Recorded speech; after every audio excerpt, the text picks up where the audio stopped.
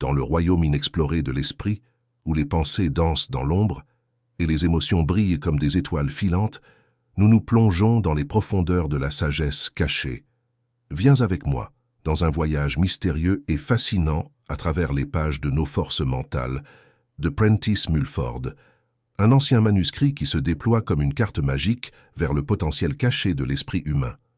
Les mots de Mulford, tissés de fils d'énigmes et de pouvoirs, nous guident à travers des passages secrets où la réalité s'entrelace avec la fantaisie. Dans ce coin mystique de la conscience, nous découvrirons que nos forces mentales sont comme des graines magiques, capables d'éclore dans des jardins de possibilités illimitées. Quelles merveilles attendent dans les coins les plus sombres de nos pensées? Quels secrets cosmiques se révéleront lorsque nous explorerons les profondeurs de notre propre esprit? Prépare-toi à plonger dans un océan de réflexions transcendantes et de découvertes inattendues. Laisse le murmure des mots de Mulford être la clé qui ouvre les portes de ta perception, déverrouillant l'immensité de tes propres forces mentales. Dans ce voyage, la réalité fusionne avec la fantaisie, et l'inconnu devient un allié dans notre voyage vers la compréhension et la transformation. Bienvenue dans un monde où l'esprit est le plus grand trésor et l'imagination est la boussole qui nous guidera vers des horizons inexplorés. Chaque pensée est une brique avec laquelle nous construisons notre destin, pour le bien ou pour le mal. Les pensées façonnent notre visage et lui confèrent son expression personnelle. Nos pensées déterminent le comportement, la présence et la forme de tout notre corps. Les lois de la beauté parfaite et de la santé parfaite sont identiques. Toutes deux dépendent entièrement de l'état d'esprit ou, en d'autres termes, de la cohérence des pensées principales que nous transmettons aux autres et que les autres nous transmettent. Aujourd'hui, le pouvoir énorme des pensées n'est pas seulement gaspillé, mais est quelque chose de pire en raison de l'ignorance et des habitudes enracinées au fil des années. Nous dissipons nos énergies dans la mauvaise direction, accumulons constamment la cupidité, l'envie, la moquerie et d'autres vices, pour ensuite les décharger en passant par de mauvais transformateurs vers d'autres personnes, les endommageant peut-être, mais en nous faisant toujours du tort. Les pensées des autres peuvent pénétrer en nous de la même manière que les gaz nocifs peuvent pénétrer dans nos maisons. Répétez constamment ces mots « Je ne veux pas être asservi par personne » et vous trouverez le moyen de vous libérer de l'esclavage, de la dépendance et de la mendicité. Selon la substance à partir de laquelle sont faits nos rêves, nous doterons notre destin d'or ou d'explosif. Plus profonds sont les rêves, plus parfaite est l'introspection et l'abstraction. Meilleure est la capacité de notre force mentale à agir dans un rayon de plusieurs milliers de kilomètres. Tout ce que nous appelons force cachée, comme la télépathie, se génère de cette manière. N'importe quelle forme de pensée peut se matérialiser instantanément si elle est exécutée avec une intensité suffisante. Toutes les personnes possèdent potentiellement ces forces. Chaque jour, nous stylisons une phase de notre être, nous nous glissons dans la peau d'un autre personnage imaginaire. Le rôle principal que nous jouons le plus souvent donnera à notre corps le masque de ce rôle, son aspect dominant. Celui qui passe la majeure partie de sa vie à se plaindre par habitude, à célébrer de mauvaise humeur et à geindre pollue son sang, ruine les traits et la compréhension de son visage. En fait, dans le laboratoire invisible de son esprit, un agent malveillant est en train d'être créé. La pensée, une fois transformée en action, c'est-à-dire une fois pensée, générera une loi inévitable qui attirera vers elle les mêmes pensées qui l'entourent. Céder à un état d'esprit irrité et impuissant signifie ouvrir les portes aux pensées de tous les irrités et impuissants de la ville, c'est-à-dire charger notre grand aimant, l'esprit, de courants nocifs et destructeurs, et relier notre batterie mentale à tous les courants du même genre. Celui qui pense à voler et à tuer entre en contact spirituel avec tous les voleurs et les meurtriers du monde entier. À la fin, nous devenons ce à quoi nous sommes habitués à nous voir, et nous ne devons pas permettre aux autres de nous façonner selon leurs pensées, c'est-à-dire de la manière qui leur convient le mieux. D'où l'idéal du gentil garçon ou de l'épouse exemplaire. On saura ce qui est vraiment féminin seulement lorsque les femmes commenceront à agir par elles-mêmes. Quand cela arrivera, le monde sera soudainement psychiquement 2 fois plus riche que dans la situation actuelle où l'homme, poursuivant exclusivement son idéal de masculinité, à imposer un idéal forcé de féminité. Les personnes qui sont toujours prudentes, qui prévoient ou pèsent tout, tombent toujours dans le piège, car compter constamment sur les difficultés revient à les créer. Une habitude si enracinée qu'elle semble impossible à extirper. Tout sur quoi vous pensez attirera la même chose depuis l'invisible. En méditant intérieurement sur n'importe quel type de crime, vous attirerez vers vous les réalités criminelles provenant du côté sombre de la vie. Ces forces cachées et invisibles sont celles qui créent les conditions matérielles du crime, ouvrant la voie à ce côté de l'existence. Si, dans votre quotidien préféré, chaque matin, vous lisez sagement des nouvelles sur des meurtres, des vols, des scandales et des tragédies, ce qui se passe sur Terre, dans la mer et dans l'air, attire quelque chose d'invisible du même genre. Vous vous accordez avec les événements spirituels de niveau inférieur qui passent à travers vous et agissent sur vous de manière à vous rendre plus exposé à eux, même physiquement, augmentant ainsi les chances d'être touché par quelque chose qui provient de cette région de collision, surtout si, pendant des années, vous le faites tout en prenant votre petit déjeuner, c'est-à-dire dans un état de passivité absorbée. Peut-être, au fond, n'est-ce pas aussi démodé que le pense le barbare si perspicace de race blanche, que les peuples ésotériques et enfantins de l'Orient préfèrent saluer le matin avec un hymne au soleil ou avec le mantra Om Mani Padme Hum, plutôt que de lire le journal avec ses obscénités. Tout est une réalité qui coule dans l'invisible, et celui qui se plonge dans ces courants, les plus bas, effrayants et mesquins, même en tant qu'auditeur intéressé qui se contente d'écouter avec un peu d'excitation morbide, et croit à tort être loin du champ de bataille, finit par être emporté par eux. Mais le circuit est déjà fermé, laissant passer le courant qui transporte le mal et le crime. Celui qui prend plaisir à lire des nouvelles sur les vols à main armée et les actes illégaux, court un plus grand risque d'attirer davantage de ces mêmes choses vers lui et vers sa maison. Cette personne et le voleur finissent par être attirés l'un par l'autre, car tous deux nagent dans le même fleuve de pensée, inconscients du pouvoir qui les unit. Mais aucun pouvoir n'est aussi irrésistible que celui dont nous ne sommes pas conscients, car nous ne pouvons pas nous y opposer. Quiconque pendant 10 secondes imagine quelque chose d'abominable et de terrible, quelque chose qui désespérera une autre personne corps et âme, a déjà mis en marche une force qui le touchera en partie. Quiconque pendant 10 secondes imagine quelque chose d'agréable et d'amoureux, quelque chose qui apporterait de la joie à une autre personne, sans piqûre ni ombre, met en marche une force qui le touchera également en partie. Plus longtemps les sens sont orientés vers un objet, pour le bien ou pour le mal, plus sa réalité invisible se renforce. À la fin, il sera toujours contraint, nourri d'une nouvelle substance de pensée, de mûrir en tant qu'agent de joie ou d'agent de douleur dans le monde visible, qui n'est rien d'autre que le niveau le plus dense du monde invisible. Orienter l'esprit vers un objectif de bon gré et sans hésitation, créer une atmosphère désirable et joyeuse pendant un temps indéfini, n'est pas très à la mode en ce moment, où les gens pensent principalement à la qualité de la bière ou à l'organisation d'une sortie.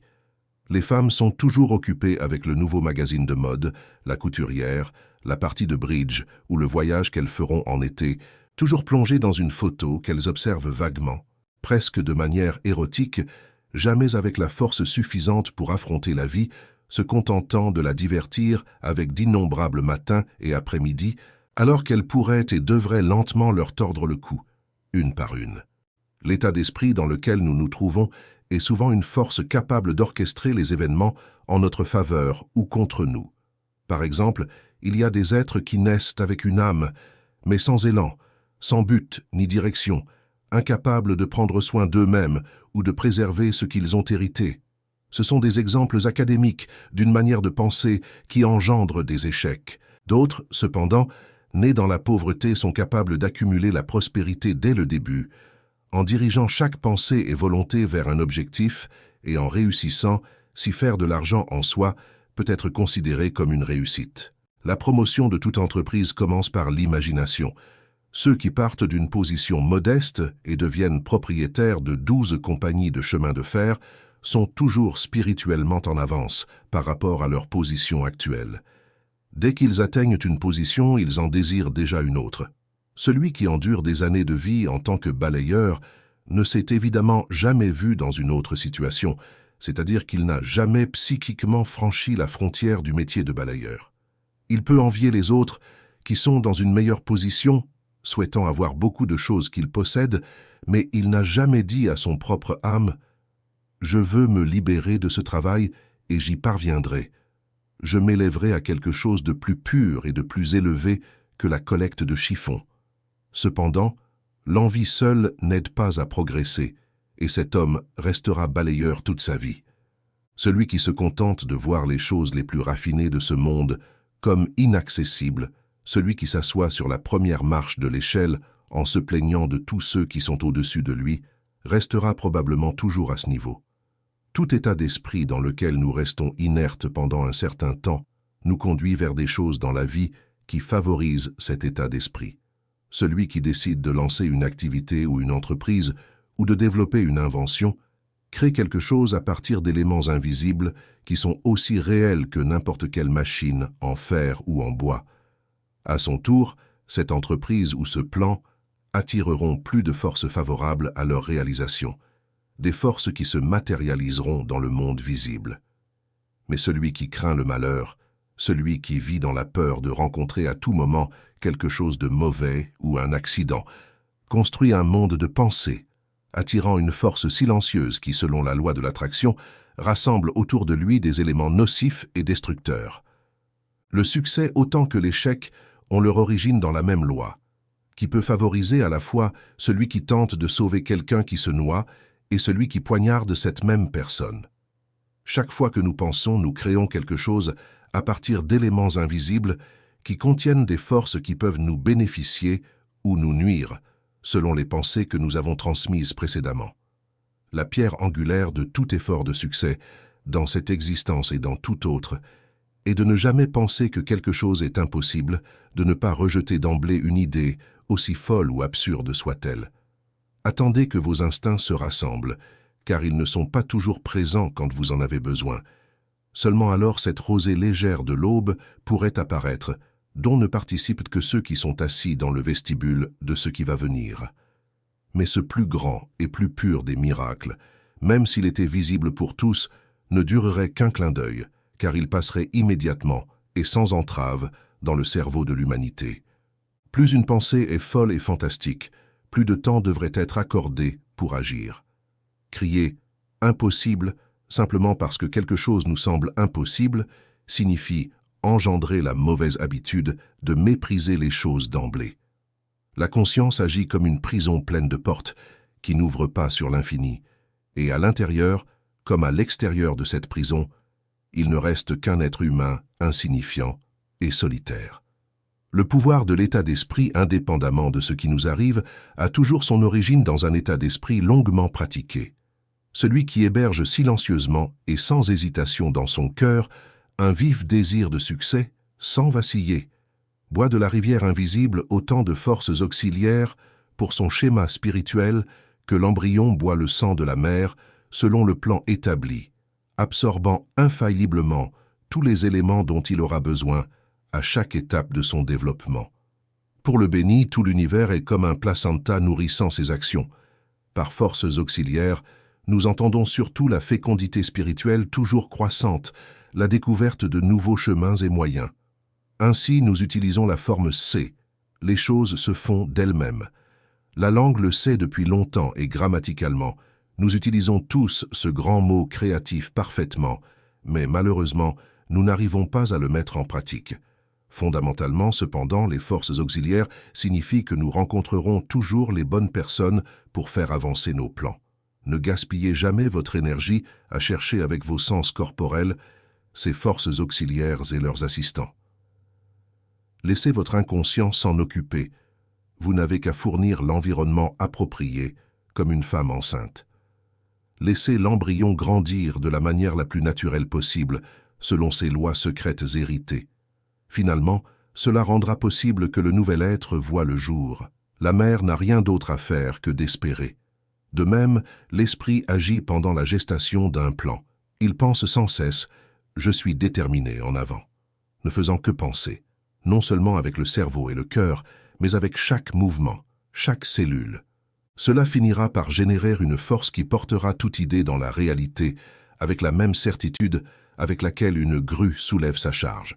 Les forces qui naissent avec l'esprit dans l'invisible continuent d'agir, même lorsque le corps est inconscient.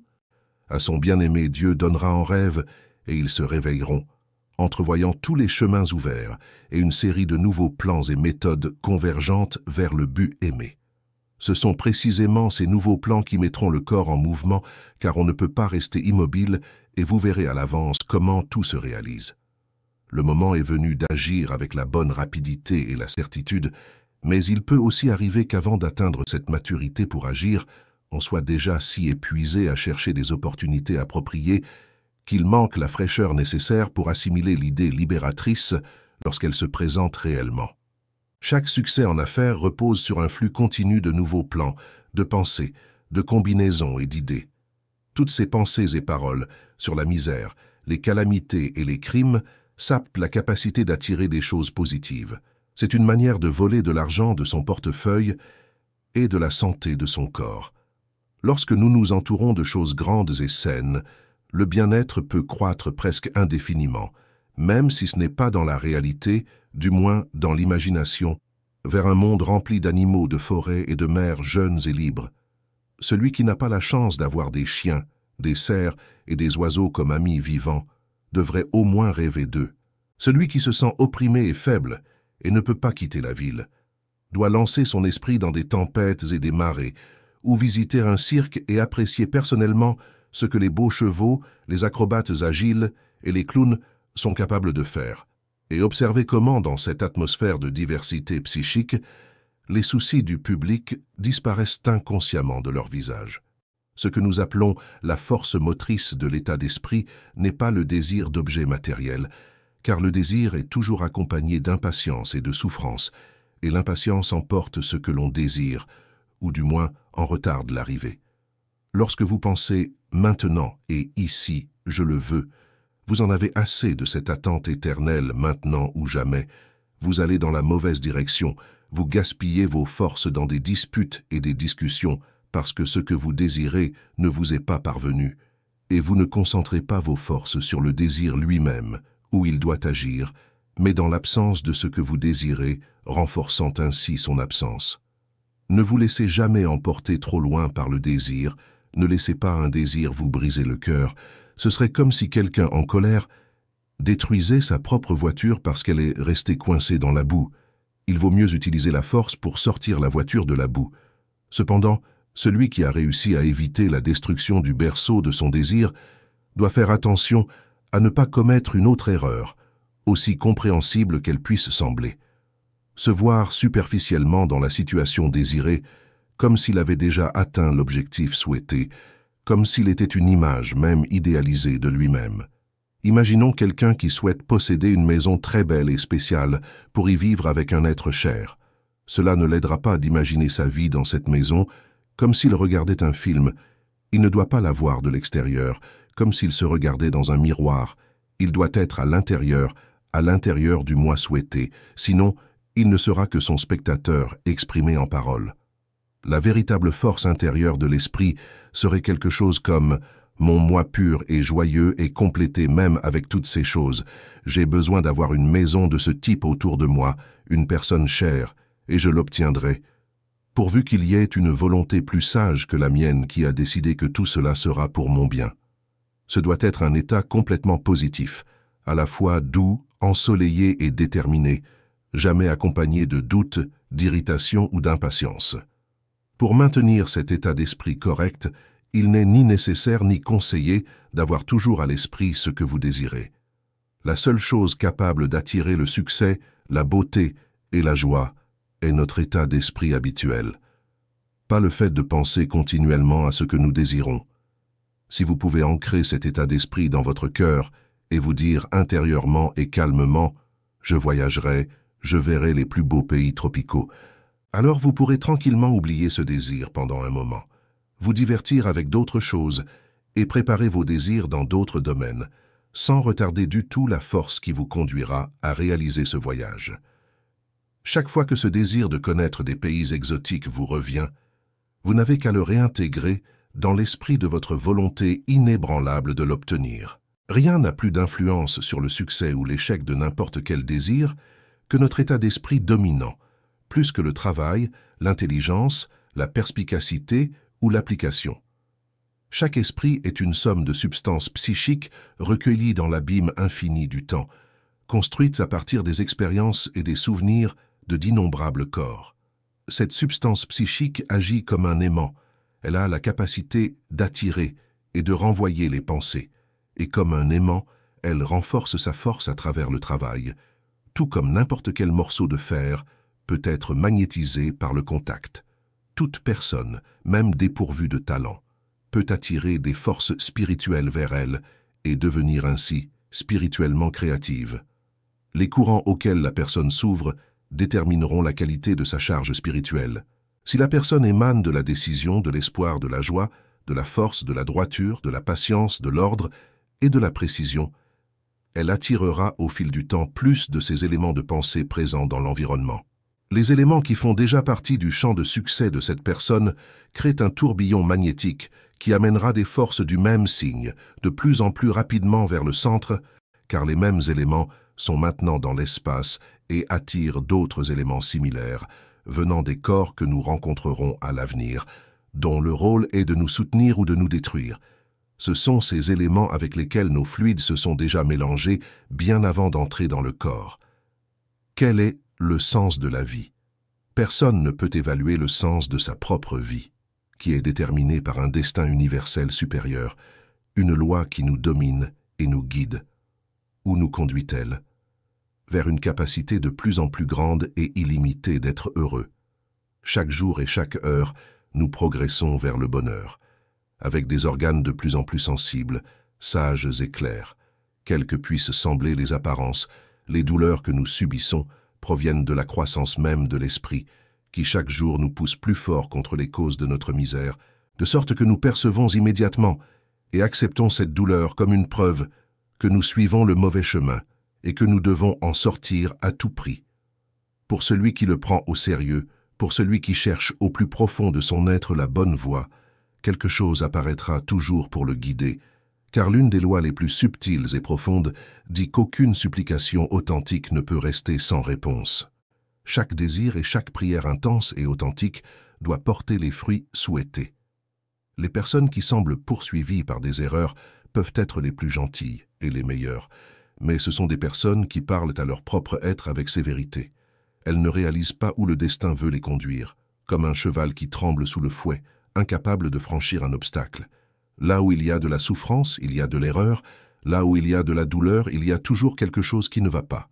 La douleur est la boussole qui nous guide vers les îles des bienheureux.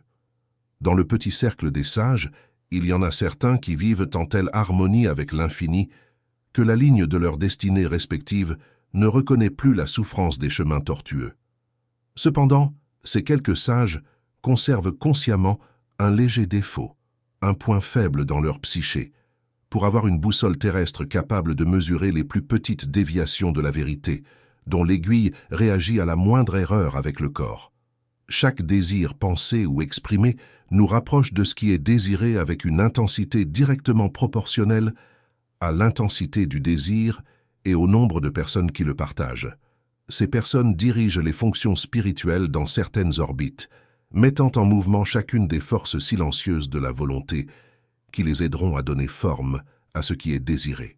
Le secret de la magie réside dans la capacité de l'être humain à utiliser à son avantage les ondes mentales les plus subtiles et intenses. Le bonheur et la santé sont tissés dans les fibres de l'être.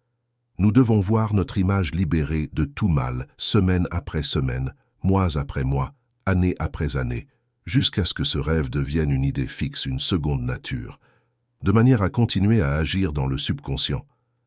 N'attendez jamais les maladies ou la douleur pour demain. Quelle que soit la maladie ou la douleur qui peuvent exister aujourd'hui, demain n'attend que la santé et la force. En d'autres termes, la santé, la beauté et la force doivent devenir votre rêve quotidien, car un rêve exprime l'état mental correct beaucoup plus clairement que l'espoir. La maladie de la tyrannie inconsciente. La foi est la graine de tous les miracles, mais dans cette graine peuvent germer le mal comme le bien. De la semence du mal peut pousser un arbre sur lequel feront leur nid tous les oiseaux bruyants de mauvais augure. Notre imagination sombre et obscure a foi en la malchance. Quand l'un de nos organes nous cause un léger inconfort, après 1 ou 2 jours, nous commençons déjà à attendre cet inconfort, et nous commençons à imaginer que l'organe est malade. Ensuite, nous ressentons que cet inconfort a un nom pompeux et sonne dangereux. Tout cela intensifie la croyance dans le malheur. Ensuite, l'influence d'autres cerveaux entre en jeu. Amis et proches s'inquiètent et effraient, nous rappelant notre état. Avec tout cela, nous tombons dans un cercle vicieux qui nous affaiblit encore plus. Personne ne nous transmet son propre sentiment de force et de bien-être. L'imagination d'être malade nous parvient de toutes parts. Les forces spirituelles de tout ce qui nous entoure agissent dans la mauvaise direction. Quand un ami prend congé en disant « guéris vite », il le fait avec un ton compatissant et préoccupé qui semble présager le pire. Maintenant, nous recevons la substance de ce que nous avons semé. Les proches inquiets pour nous ne font que promouvoir notre ruine.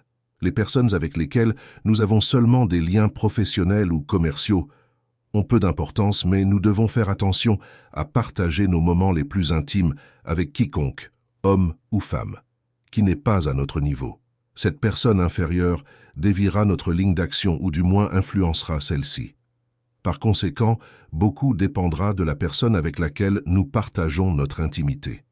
Ces personnes ont des éléments, infirmières et babysitters, et qui apprennent à leur famille à être utilisées comme des bêtes de somme pour toutes les calamités domestiques, réelles ou imaginaires.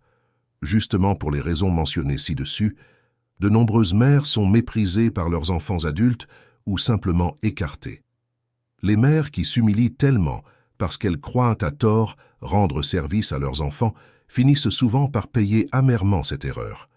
Celui qui se laisse constamment guider par les autres, qui abandonne ses inclinations et ses objectifs, qui vit pour satisfaire les désirs des autres, perd progressivement le droit de prendre des décisions pour lui-même.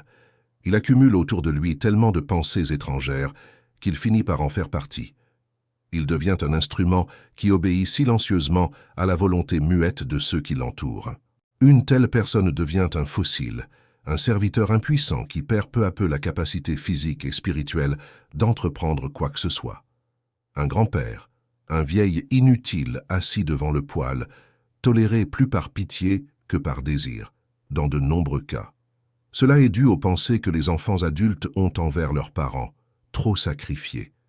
C'est le pouvoir silencieux des esprits qui agissent dans un environnement clos sur les pères et les mères et finissent par les enfoncer.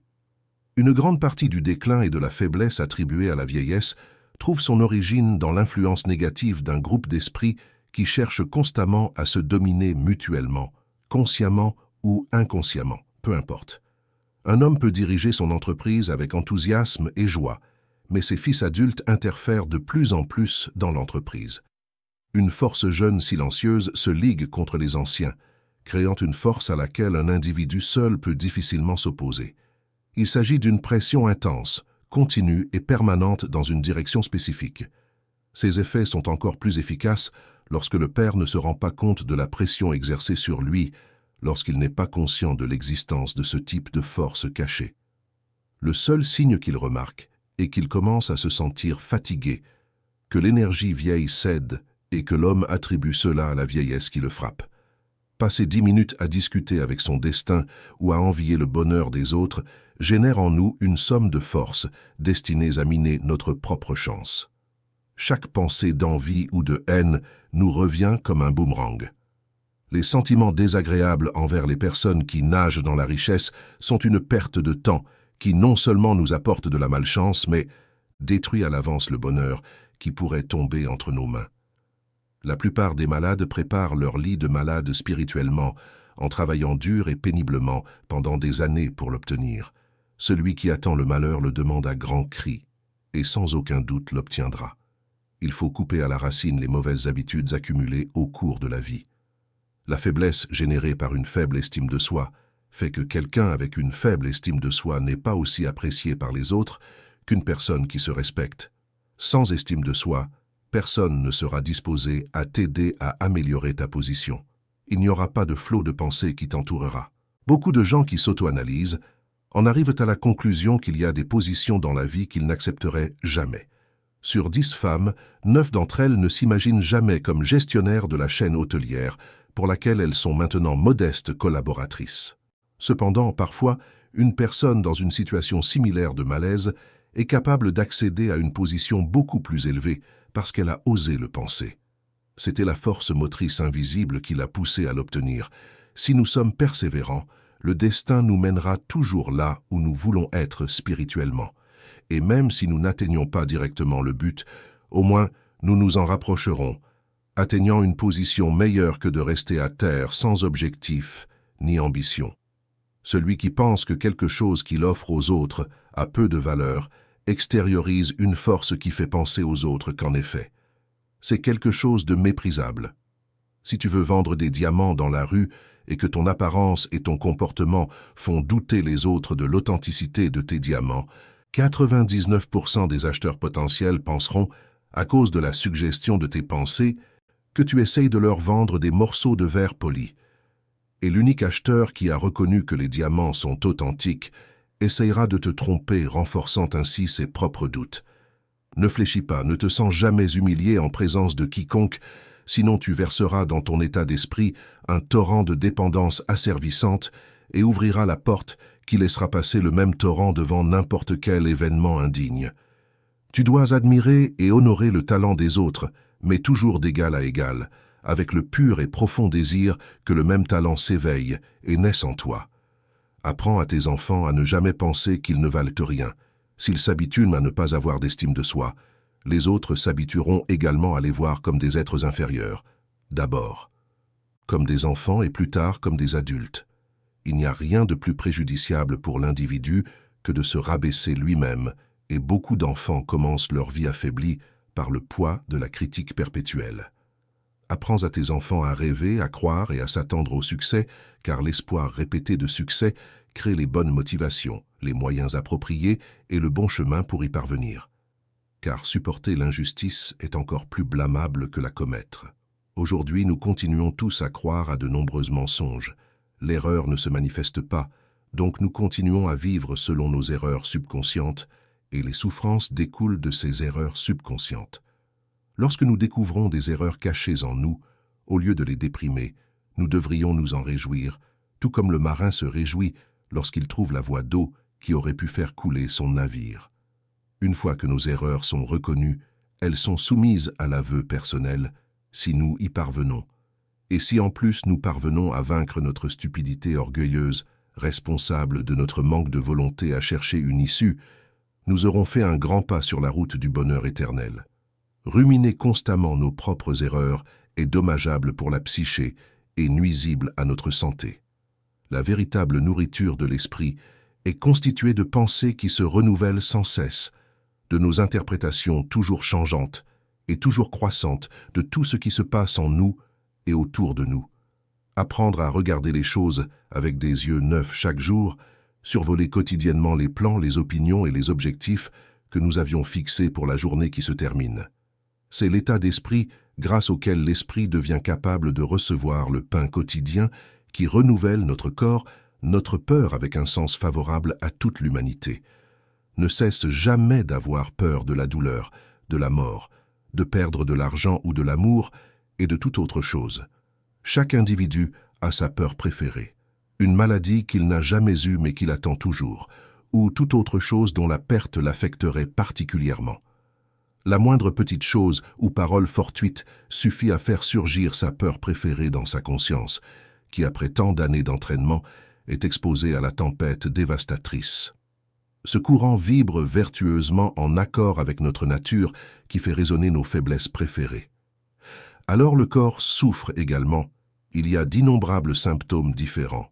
Faiblesse, perte d'appétit, fatigue des membres, incapacité à se concentrer sur nos activités professionnelles fondamentales, etc. Courant des esprits entreprenants et des forces victorieuses. Les individus qui vivent dans ces courants ne se croisent jamais. Celui qui veut s'approcher des gagnants de la vie doit changer la direction de sa spiritualité, Seulement alors il pourra continuer son chemin. Les gens qui se rassemblent pour déverser malédiction et envie sur les autres, tout ce qui est nuisible leur retombera dessus, avec une force 10 fois supérieure, car ils attireront les mêmes pensées qu'ils exaltent intérieurement. Les pensées qui se réalisent le plus fréquemment sont aussi celles qui se matérialisent le plus intensément dans l'organisme. Nous absorbons les erreurs et les imperfections des autres parce que nous sommes psychiquement préoccupés par elles. Dans le scandale et l'appréciation des imperfections des autres, il y a quelque chose d'encens et d'extase, quelque chose de semblable au champagne. Mais finalement, ce genre de divertissement a un prix élevé, la sympathie et la force. Il y a une écoute active qui agit comme un tonique et la bienveillance d'une seule personne sans trace d'envie et de dérision est un courant irrésistible, dont la valeur ne peut être calculée en dollars et en cents. De même, désirer le mal pour un autre est un élément qui fait de la personne qui perçoit silencieusement ce désir contre elle-même, un mur invisible fort qui le renvoie en arrière, sans même un mot ou un regard, seulement un courant continu de gentillesse de sa part pourra détourner cet effet sans conséquence. C'est pourquoi il est si dangereux de se créer des ennemis. Aussi juste ou logique que puisse paraître la raison, chaque réunion tumultueuse, chaque querelle familiale, chaque apparition parmi les gens inonde l'invisible de substances destructives, et même la plus petite banalité réussit à t'irriter sans que tu ne le saches, tu finiras là où agit cette substance destructive, faisant en sorte que n'importe quelle petite explosion de ta mauvaise humeur réveille tout le troupeau dont il te sera plus difficile de sortir que de te réveiller. La seule aide possible est d'arrêter d'y penser, c'est-à-dire de changer immédiatement de direction spirituellement, te permettant au maximum un regard satisfait de haut vers le tas de négativité qui était sur le point de s'abattre sur toi et qui est maintenant resté dehors trempé par la pluie, grâce à ta petite concession privée. Il y a des courants spirituels empoisonnés, tout comme il y a des vapeurs métalliques empoisonnées ou de l'arsenic toxique. Celui qui reste dans un état passif dans une pièce pleine de personnes envieuses, haineuses, désordonnées ou contrôlantes, absorbe d'elles un élément de pensées empoisonnées, chargé de maladies et de forces destructrices. Un élément infiniment plus dangereux qu'une substance chimique toxique, car ses effets sont plus insidieux et mystérieux, se manifestant souvent des jours après et attribués à tort à d'autres causes. Probablement n'a-t-on jamais autant haï qu'aujourd'hui. La haine ne se limite pas aux castes et aux étés. Elle n'est pas seulement verticale et horizontale, mais aussi diagonale. Les peuples haïssent patriotiquement. De parti en parti et parmi les masses circulent comme de petites varices dans le corps de l'humanité. Les innombrables haines privées de cœur à cœur. Pendant les repas, il est nécessaire d'être particulièrement passif.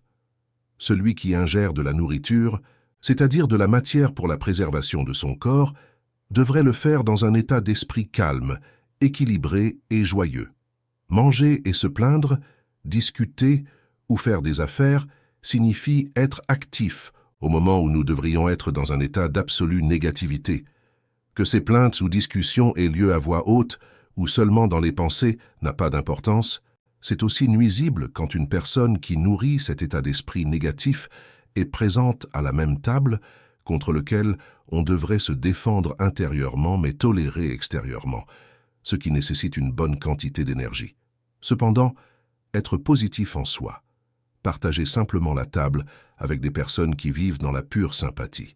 Quand toutes les personnes partageant un espace se sont unies pour transmettre la même pensée, tout l'espace se remplit ou se charge de cet éther hautement spirituel. Si cette pensée se rapporte au pouvoir et à l'aide, elle prévaudra dans l'espace et, comme un fluide, sera transmise à la personne suivante qui entrera dans cet espace, lui donnant force et aide. Si des centaines ou des milliers de personnes se précipitent vers ce sanatorium ou ce sanctuaire avec le même esprit, chacune d'entre elles laissera sa part de force et d'aide. Au fil du temps, cet espace deviendra un puissant accumulateur de spiritualité, à condition qu'il ne soit pas utilisé à d'autres fins et que l'accès à des pensées basses, mondaines ou égoïstes soit empêché. La force accumulée dans cet espace aidera à guérir ceux qui sont malades et qui s'y sont tournés avec foi, renforcera ceux à la volonté faible, élèvera ceux qui sont déprimés, comme si des rayons invisibles les soutenaient. Cependant, personne ne devrait rester dans cet endroit pendant plus que quelques minutes pour éviter que la fatigue ou les pensées basses s'accumulent là-bas. Nous avons tous un besoin vital d'un compagnon avec qui nous pouvons être naturels.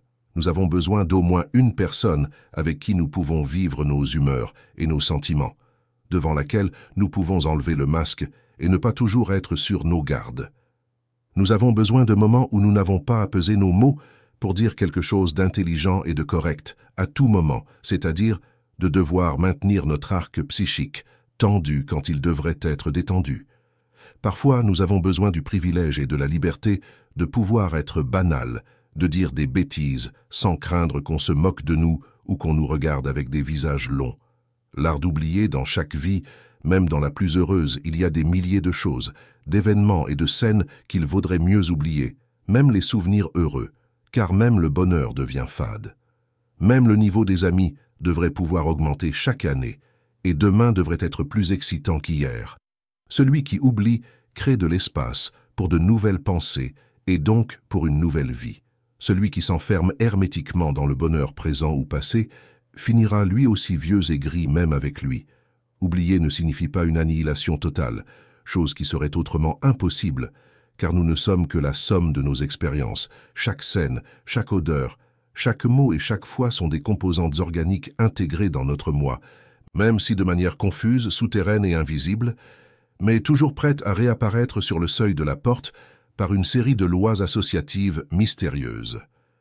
Cependant, il est conseillé de ne pas laisser certains groupes de souvenirs égoïstes et maniaques franchir cette porte. Une expérience correcte est celle que nous avons oubliée.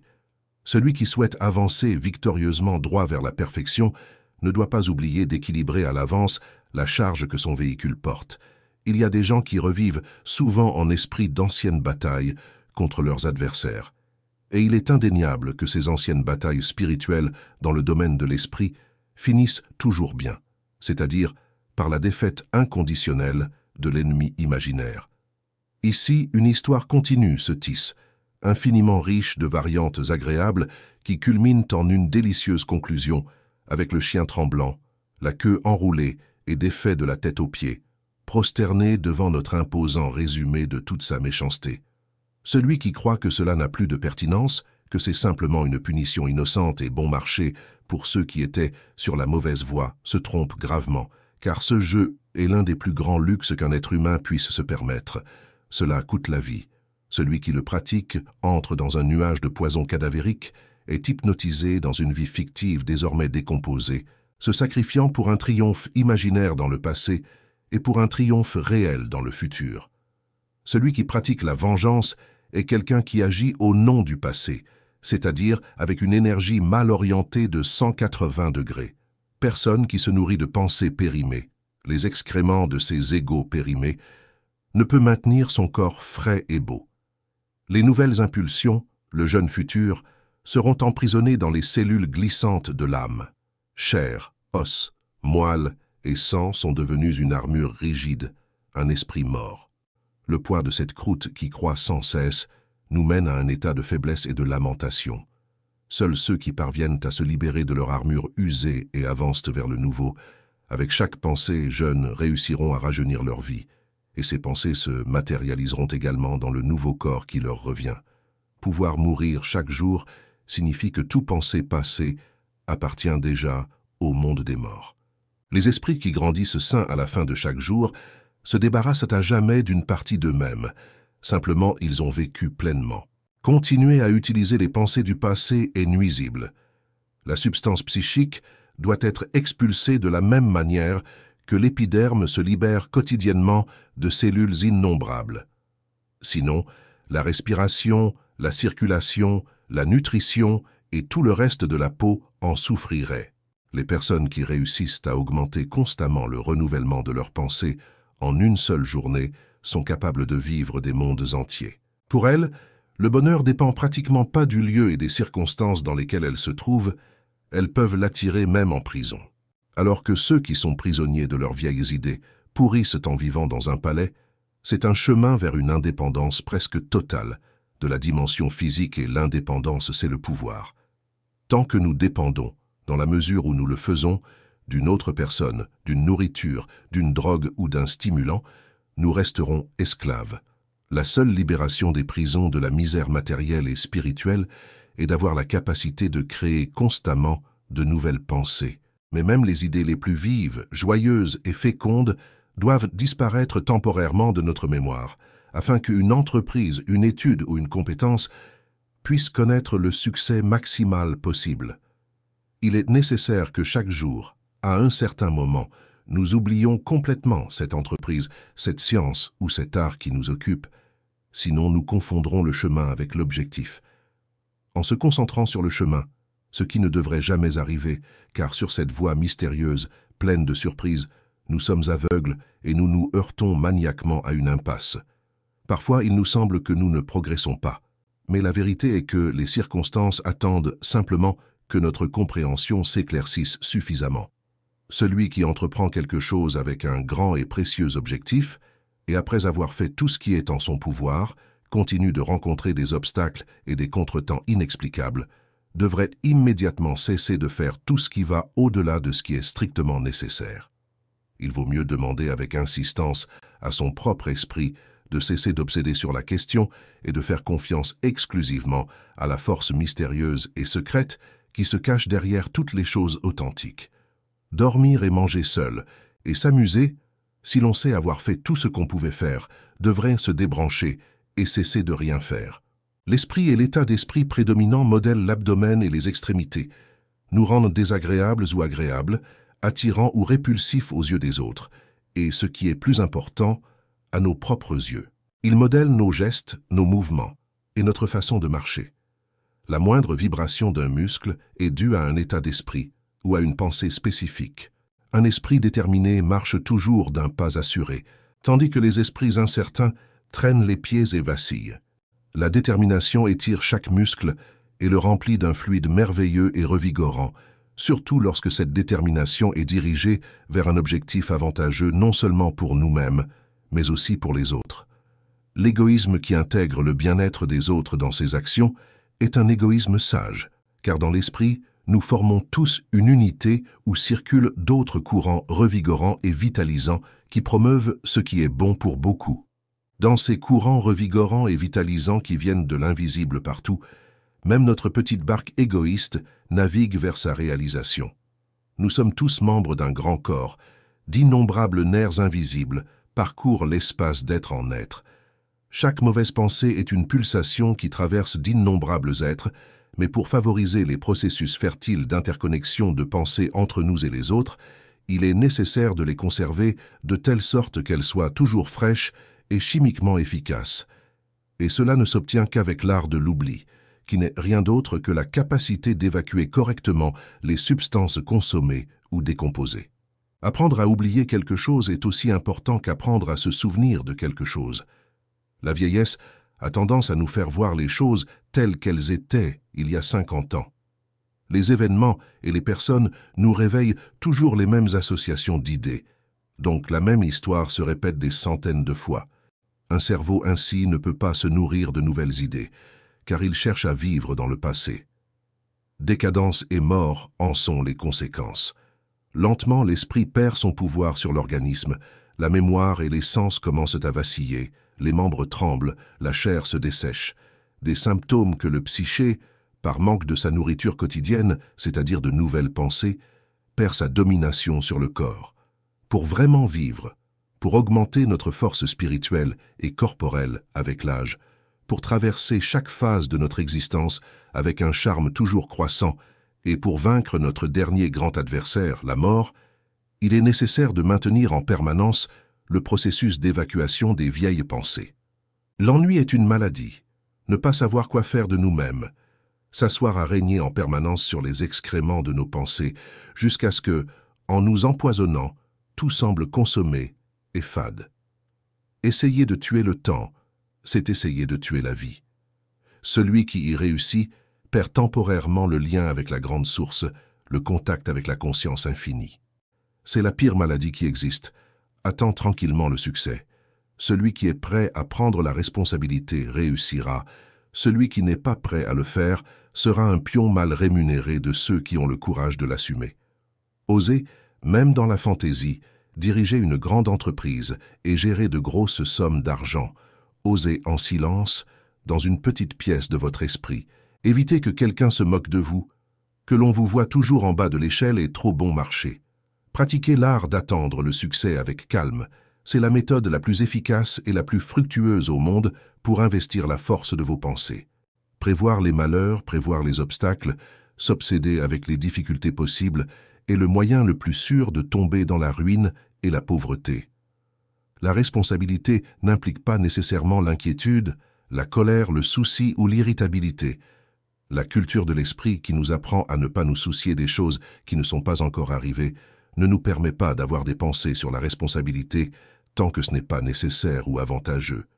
Nous devrions souvent parler de nos plans grands et importants, mais seulement avec des personnes ayant des intérêts et des objectifs similaires. Ces conversations devraient se répéter à intervalles réguliers, de préférence à la même heure et au même endroit, c'est-à-dire pas partout, dans un restaurant, dans la rue ou dans un train, car elles perdent de leur force et révèlent des secrets, même quand il n'y a pas d'espions autour, comme le dit le proverbe. Les murs ont des oreilles. Dans les endroits bondés, dans n'importe quelle pièce qui n'émane pas de paix, il y a toujours un agent invisible, rusé et voleur, prêt à voler des secrets pour les vendre à un cerveau étranger. Cette atmosphère propice à la réflexion profonde et à l'échange d'idées éclairées se transformera en un véritable sanctuaire intellectuel. Les murs de cette pièce deviendront les témoins silencieux de conversations enrichissantes, de rires partagés et de moments de compréhension mutuelle. Les meubles eux-mêmes porteront l'empreinte des heures passées à développer des idées novatrices, à résoudre des problèmes complexes et à tisser des liens intellectuels et émotionnels. Au fil du temps, cette pièce deviendra non seulement un refuge pour la pensée créative, mais également un lieu empreint de sagesse accumulée au fil des discussions. Les étagères se garniront de livres choisis avec soin, témoins de la quête constante de savoir et de la recherche de nouvelles perspectives. Les images accrochées au mur raconteront des histoires visuelles, capturant des moments d'inspiration et de découverte partagés dans cet espace privilégié. En créant une telle enclave dédiée aux échanges intellectuels et aux pensées bienveillantes, on érige un pilier solide pour la croissance personnelle et collective. Les individus qui fréquenteront cet endroit seront naturellement attirés par l'ambiance stimulante qui s'y est développée au fil du temps. Les idées, stimulées par l'énergie positive accumulée, prendront leur envol et s'épanouiront, alimentant ainsi un cycle vertueux d'inspiration et de création. Cette pièce deviendra un lieu où les limites de l'imagination sont repoussées, où les rêves prennent forme et où les projets les plus audacieux prennent vie. Les conversations intimes qui s'y déroulent contribueront à forger des liens indissolubles entre les participants, créant une communauté d'esprits curieux et visionnaires. Ainsi, cette pièce ne sera pas seulement un espace physique, mais un écosystème dynamique de pensées florissantes et de relations intellectuelles. En investissant du temps et de l'énergie dans la création et le maintien de cet espace dédié, on cultive un terrain fertile pour l'épanouissement intellectuel et la réalisation de projets ambitieux. Les fruits de ces efforts seront récoltés au fil du temps, manifestant le pouvoir transformateur d'un lieu délibérément préservé pour les échanges stimulants et les idées prometteuses. En fin de compte, cette pièce deviendra un témoignage tangible de la capacité humaine à cultiver un environnement propice à la créativité et à la croissance, réaffirmant ainsi la valeur inestimable de la recherche constante de connaissances et d'expériences intellectuelles. Cette sagesse intemporelle sur la puissance des conversations intimes trouve une nouvelle dimension lorsqu'on explore les nuances de la gestion émotionnelle dans cet espace réservé. La pièce, initialement conçue pour être un sanctuaire de pensée bienveillante, devient une arène délicate où l'équilibre émotionnel est crucial. Si les échanges se teintent de colère, ou si l'agitation intérieure d'une personne se manifeste, les murs résonneront de cette énergie discordante, générant une force néfaste qui peut se propager insidieusement dans tous les aspects de la vie. Apprendre à maintenir un équilibre émotionnel devient donc une compétence essentielle dans cette pièce dédiée. Le secret, tel un trésor délicat, acquiert une force magnétique considérable lorsqu'il est gardé avec la sérénité nécessaire. Les murs, bien qu'ayant des oreilles, deviennent des gardiens silencieux d'une confiance bien placée.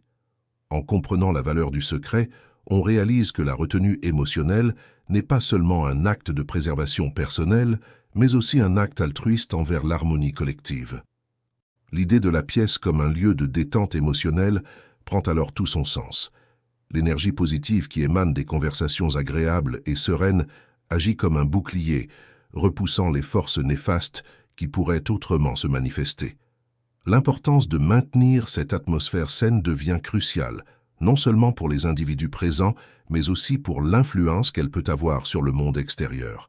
En déployant une maîtrise émotionnelle, la pièce devient un phare de stabilité, résistant aux tempêtes émotionnelles qui peuvent surgir à l'extérieur de ces murs. Quant à la notion de garder un secret, elle évolue en une leçon de discernement et de patience. Libérer un secret dans l'éther peut sembler contre-intuitif, mais c'est peut-être le moyen le plus efficace de le préserver. Laisser le secret s'évanouir dans la conscience, le laisser reposer dans les méandres du subconscient, c'est créer une barrière naturelle contre les rumeurs insidieuses qui pourraient se propager. La résilience d'un secret repose souvent sur la capacité à le laisser se fondre dans l'ombre, ne le rappelant que lorsque la nécessité absolue l'exige. En somme, cette pièce réservée aux conversations intimes devient un laboratoire émotionnel, mettant en lumière la délicate danse entre les pensées bienveillantes et la maîtrise émotionnelle. C'est un rappel que la véritable puissance de cet espace réside non seulement dans les idées échangées, mais aussi dans la qualité émotionnelle qui imprègne ces échanges. Ne jouez pas avec lui, même dans vos pensées, car tout ce que vous pensez, vous le mettez en pratique et le placez temporairement hors de vous, dans une substance accessible à tous, d'où il pourrait être atteint par un cerveau étranger sous forme de prémonition ou de soupçons volatiles, qui, grâce à votre répétition continue, finit par mûrir là jusqu'à devenir une certitude absolue. Un exemple en sont les personnes qui affirment avec insistance que deux personnes ont eu des relations sexuelles bien avant qu'elles ne se produisent. Chaque grand succès a été gardé secret. Sinon, il aurait éveillé l'envie, consciente ou inconsciente, qui, une fois entrevue la direction, déploie ses forces pour l'empêcher. Des milliers de personnes ont vu leur destin ruiné en parlant ouvertement au mauvais moment ou au mauvais endroit. Si vous ne savez pas comment procéder dans une situation donnée, une entreprise ou une affaire, attendez simplement, arrêtez de vous tourmenter. Cela ne fera que renforcer votre volonté et votre objectif. De cette manière, vous ne recueillerez que si vous accumulez les forces qui proviennent de toutes parts, qui peuvent se manifester sous forme d'intuition, d'inspiration, de coïncidence ou d'opportunité. Pendant cette attente, vous n'êtes pas immobile, mais au contraire, vos aspirations vous guideront mentalement vers l'intuition, vers l'opportunité dont vous avez besoin. Appendice, certaines maximes vous seront données dans la mesure où vous les avez données. Ne jamais apprendre à ton enfant à se mépriser. S'il s'habitue à se sentir ainsi, les autres s'habitueront à le mépriser. Dès l'enfance et jusqu'à l'âge adulte, apprends seulement à ton enfant à rêver et à attendre le succès. L'attente prolongée de ce succès crée les conditions, les moyens et les voies pour l'atteindre. Peu importe avec qui nous interagissons professionnellement ou commercialement, nous devons être prudents avant de partager nos heures de loisirs avec certaines personnes. Le juste milieu passe généralement par le sable. Les parents qui se soucient de nous travaillent généralement à notre ruine.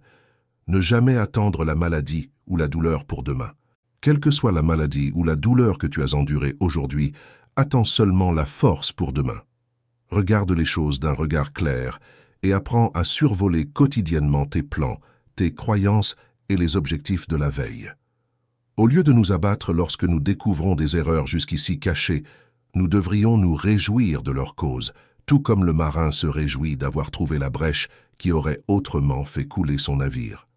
Beaucoup dépend de la personne avec qui nous partageons nos heures de loisirs, car d'elles proviennent des éléments qui peuvent signifier la vie ou la mort, le courage ou la lâcheté, la lucidité ou l'impuissance. La dynamique complexe de l'estime de soi et son impact sur la perception extérieure se révèle comme un véritable jeu de miroirs sociaux. Une personne avec une faible estime d'elle-même peut être enveloppée dans une aura invisible de doutes et d'inquiétudes, parfois éclipsant ses qualités et ses compétences réelles. Cette réalité souligne l'importance de la compréhension empathique dans nos interactions sociales. Il devient crucial de ne pas juger rapidement, mais plutôt de chercher à comprendre les différentes couches de complexité qui composent chaque individu. La comparaison avec le médecin offre une métaphore frappante. Le praticien de la médecine, bien qu'expert dans le diagnostic des maux, peut demeurer étranger à l'état de santé optimal. De même, ceux qui sont immergés dans des cercles où la confiance en soi est fragile peuvent manquer la richesse des relations humaines équilibrées et positives. Cette analogie souligne l'importance de diversifier nos expériences et interactions pour obtenir une perspective holistique sur la vie. Chaque pensée, comme le souligne le texte, est une brique dans la construction de notre destinée.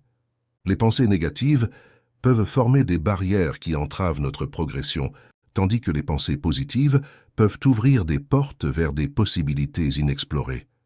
Il est essentiel de reconnaître le pouvoir de nos pensées dans la création de notre réalité, et par conséquent, de cultiver un état d'esprit positif et constructif. Le texte invite à réfléchir sur la responsabilité que nous avons envers nos pensées. Choisir consciemment des pensées qui construisent, plutôt que qui détruisent, peut être le fondement d'une vie épanouissante. La conscience de la façon dont nos pensées influencent notre perception du monde et notre propre destinée devient un catalyseur pour des choix plus éclairés et des actions plus intentionnelles. Ainsi, chaque instant devient une opportunité de jeter une nouvelle brique dans la construction de notre destinée. Que ce soit pour le meilleur ou pour le pire, nos pensées façonnent le monde dans lequel nous évoluons. En cultivant la compréhension, en embrassant la diversité des expériences et en choisissant des pensées positives, nous devenons les architectes conscients de notre propre destinée, contribuant à la création d'un édifice de vie qui reflète notre vision la plus profonde et éclairée. Il est essentiel de comprendre que chacun est le gardien de son propre être, et laisser les autres dicter notre essence revient à abandonner le gouvernail de notre vie. L'idée que des individus prudents, toujours sur le qui-vive, pourraient être piégés dans le labyrinthe de l'anticipation constante des difficultés souligne le paradoxe de la prudence excessive. En essayant d'éviter les obstacles, on peut finir par les attirer involontairement. L'anticipation incessante crée une tension constante, et cette tension peut devenir une réalité auto-réalisatrice. L'appel à l'imagination comme point de départ pour faire progresser toute entreprise offre une perspective rafraîchissante. L'imagination est le terrain fertile où les idées prennent racine avant de se manifester dans le monde réel. Refuser une possibilité simplement parce qu'elle semble difficile ou improbable revient à restreindre le pouvoir de l'imagination. Là où l'imagination est bridée, l'innovation est étouffée et le progrès stagne. Cultiver une mentalité ouverte et imaginative crée un espace où l'apparent impossible devient la matière première de nouvelles réalités. Affirmer que quelque chose est impossible simplement en raison de son apparence initiale revient à se priver des opportunités de croissance et d'apprentissage. Les défis, souvent dissimulés derrière une apparence insurmontable, sont souvent les marchepieds vers de nouveaux horizons. C'est dans la confrontation avec l'apparemment impossible que l'on découvre souvent des ressources intérieures insoupçonnées. La résilience se forge dans les moments où l'on ose défier les préjugés et s'aventurer dans l'inconnu. Cultiver une mentalité d'ouverture face à l'impossible n'est pas une invitation à l'irréalisme, mais plutôt à la créativité et à la flexibilité. En reconnaissant que la perception de l'impossibilité est souvent limitée par notre compréhension actuelle, on ouvre la porte à l'innovation et à la découverte. C'est dans ces moments où l'on refuse de se laisser guider par des jugements superficiels que l'on transcende les limites et que l'on donne vie à des possibilités inattendues. Ainsi, rejeter l'idée de quelque chose simplement parce qu'elle semble improbable est une manifestation de la malheureuse habitude du refus. C'est une entrave à l'évolution personnelle et à la croissance collective. En embrassant l'imagination, en faisant preuve de courage face à l'apparent impossible, on libère un potentiel créatif infini, transformant ainsi les obstacles en opportunités et contribuant à une existence plus riche et épanouissante.